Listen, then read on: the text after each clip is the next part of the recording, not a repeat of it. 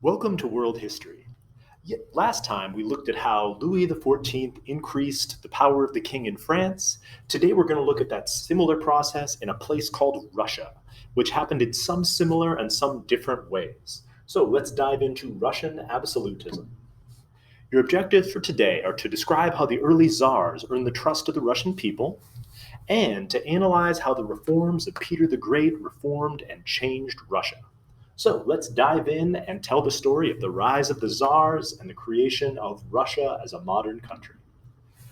It's important to note that Russia was created relatively late as far as other European countries because they were conquered by the Mongols. And so it took the decline of the Mongol empires. We, of course, hopefully remember that the Mongols conquered most of the known world, as you can see here, in the 1200s. So as the Golden Horde declined, a family called the Romanovs, who owned what is known as the Duchy of Moscow, grew to power. They were lieutenants, basically collecting taxes for the Golden Horde.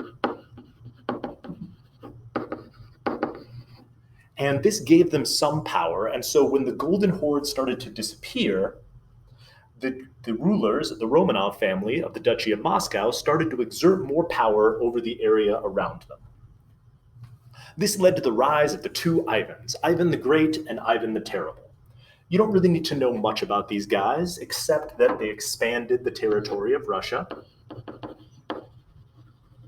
Ivan the Great, of course, was great because, won great victories and expanded Russia out. Ivan the Terrible was terrible because he had a reign of terror and had a brutal temper, probably caused by mercury poisoning. And, he murdered his own son, as we see here, in a fit of rage with a massive metal stick. And, he had this secret police that would destroy. Anyway, you don't need to know that much about the two Ivans. What you do need to know about is the two concepts of Tashaishi and Grozny. Tashaishi is the idea that a ruler should be the father of his people. And it's the ruler should protect his people and be an example to look up to and all of these things. And so a ruler should be generous and kind to his people. On the other hand is the idea of Grozny, is the idea that a ruler should project strength. And he should be a powerful leader who the people could feel safe, that they would protect him. And so these two ideas together founded the idea of the Russian Tsar. The Ivans were the first Russian leaders to take the title of Tsar, which means basically ruler or emperor. And a Tsar is supposed to have these two traits. He's supposed to be the protector and the father of his people, but also be kind and generous to them. And so as long as a ruler does these two things, then the people should look up to, respect, and obey that ruler. The ruler who most embodied these traits and who created the modern Russia was Peter the Great, probably the greatest member of the Romanov family. Peter the Great was a giant of a man, standing approximately 6'6". So he was tall and massive. He would often enforce proper behavior by carrying around a stick, which he would then proceed to beat anyone who offended him. He was also an amateur dentist, and when you went before the Tsar, he would often force you to open your mouth and then would pull out your teeth, which he really enjoyed. But he also enjoyed military matters, and even as a kid, he trained and learned military tactics. And so this made him prepared for his eventual very successful rule. So a lot of weird things about Peter the Great, but he did start to create a modern Russian army, which Russia desperately needed if they were going to be a modern sort of European powerful country. One of the greater things that Peter the Great did was the Grand Embassy, which was a tour of Europe.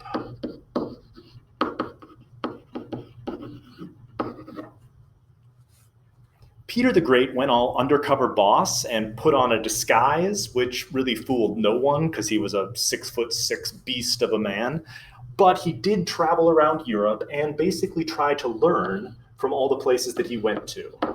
So he traveled to England to learn shipbuilding, and he traveled to France to learn about administration, and he traveled to the Netherlands to learn about trade, and he tried to take all of these things and bring them back to Russia.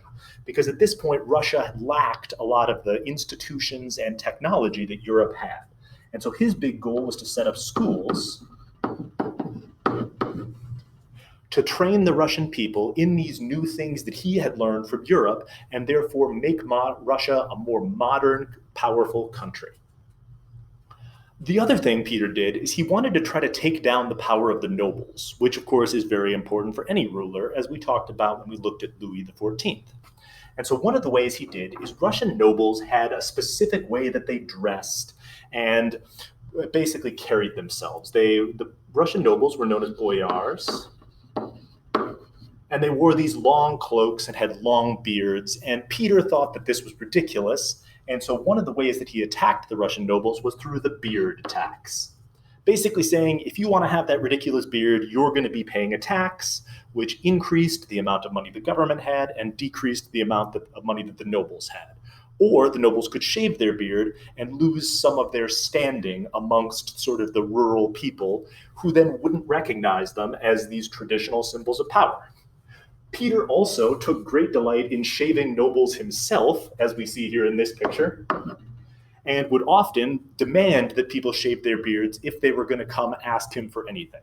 So by this, he was able to increase his own power and decrease the power and prestige of the nobles. Finally, Peter the Great is known as the Westernizer because he wanted to make Russia focused on the West and focused towards Europe.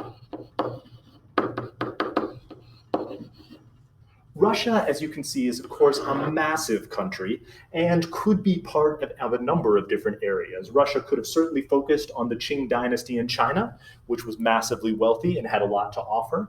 But Peter saw Russia's future as being part of Europe, and so he turned Russia's focus to try to make Russia more European, designing specifically a new city called St. Petersburg.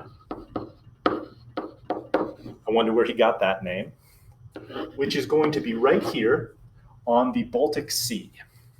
St. Petersburg was so important for Russia because it was what's called a warm water port, a port that will not freeze in winter. Most of Russia's ports were way up here in the north, and so, of course, when winter comes in, the ocean freezes and the ships can't get in or out. But St. Petersburg would be here, and therefore it would be open all year round, allowing Russia to trade for more of the year. As another aside, Peter also brought in potatoes, which were a crop that grows very well in Russia. And although it took a long time for Russians to get used to eating these new foreign foods, eventually potatoes became a staple diet of the Russian people, which is incredibly beneficial because potatoes have a lot of calories. And so for not much land, they can keep a person alive for a long time.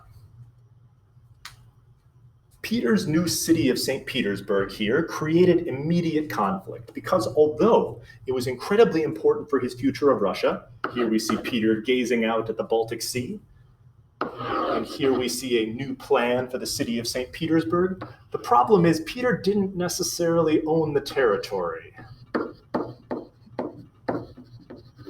And so in order to build this new city or to finalize this new city, he would have to take on the great northern power of Europe. That's right, you guessed it, Sweden.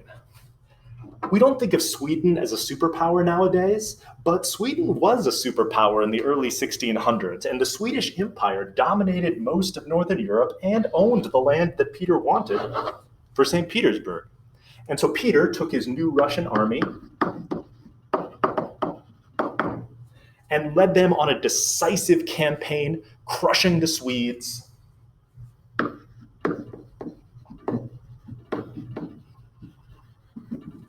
And ensuring that Russia and not Sweden would be the great Northern European power.